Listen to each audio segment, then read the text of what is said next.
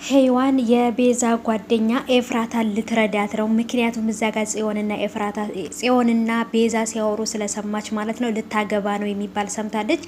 በምንድን ነው ያስፈራራሽ ንገሪኝ ብላታለች። እዚህ ጋም ደግሞ እሱ ናቱ ሊያወራት ሲፈልግ በጭራሽ እንደማይሆናት ወይንም ደግሞ እንደማትሆነውና እንደማታፈቅረው የሱ ፍቅር እንደወጣላትና ሌላ ሰው ደግሞ እንዳፈቀረች ነገረችው።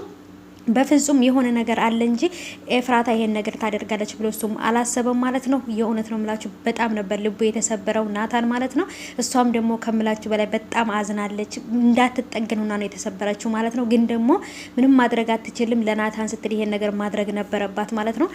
ሰላም ሰላም፣ ውድ የተከበራችሁ የቻናሌ ተከታታዮች እንዴት ናችሁ? ከኔ ጋር ሁሉ ሰላም ነው። ሰላማችሁ ይብዛልኝ ባላችሁበት ውድ ቤተሰቦቼ።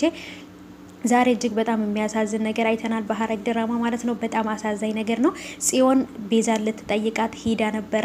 በዛውም በወሬ እንትን እያለ ስለ ድርጅቱን ኤፍራታ የታገተች ጊዜ እሷን ለማዳን ብሎ ድርጅቱንም ሊሰጥ እንደነበር ወይንም ያለውን ነገር ነግራታለች።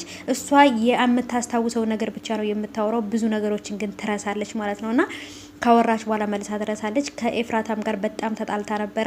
በአንቺ ምክንያት ነው ንብረታችንን፣ ቤተሰቦቻችን እንደዚህ የተበታተን ነው በአንቺ ምክንያት ነው ወንድሜ፣ በአንቺ ምክንያት ይሄን ሁሉ ነገር አድርጎ ንብረት ሁሉ ያሳጣን።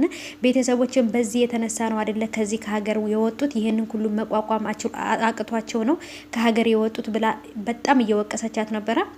እሷ ግን ምንም የምታውቀው ነገር የለም።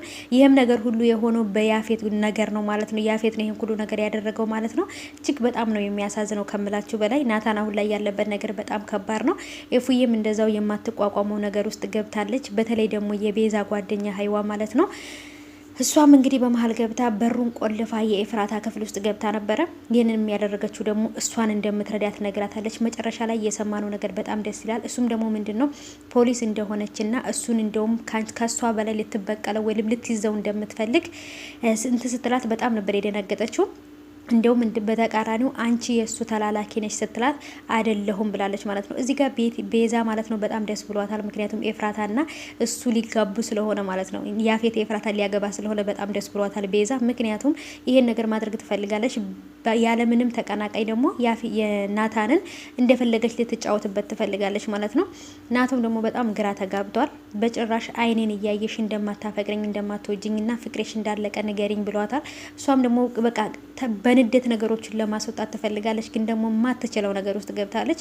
ሉሊትም ቢሆን በጣም ብዙ ድራማዎችንና ብዙ እንትኖችን እየሰራችና ሰው በጠራት ቁጥር እየበረገገች ነው። ምክንያቱም የሰራችው ስራ ማለት ነው ለናቱ ኤፉዬ እንደማትወደውና ሌላ ሰው እንደወደደች ሌላ ሰው እንዳፈቀረ ስትነግረው በጣም ነበር የደነገጠው። በቃ ሊያለቅስም እምባንትን ብሎታል። ልቡ በጣም ነበር የተሰበረው ማለት ነውና እንዴት አያችሁት የዛሬውን ቤተሰቦቼ? እኔ እውነት ለመናገር በጣም ነው ያዘንኩት። በጣም ከምላችሁ በላይ በጣም ነው ያሳዘነኝ። ናታን ራሱ ኤፉዬ ምን ማድረግ እንዳለባት አታውቅም። እዚህ ጋም ጽዮን ሌላ ሰው ሆነችባት፣ እዛ ጋም ናታንን መተው አትፈልግም። እሱን ደግሞ ናታንን ከመረጠች ደግሞ ናታን ወደማትፈልገው ህይወት ሊገባባት ነው እና በጣም ውጣው እንትን ውስጥ ገብታለች።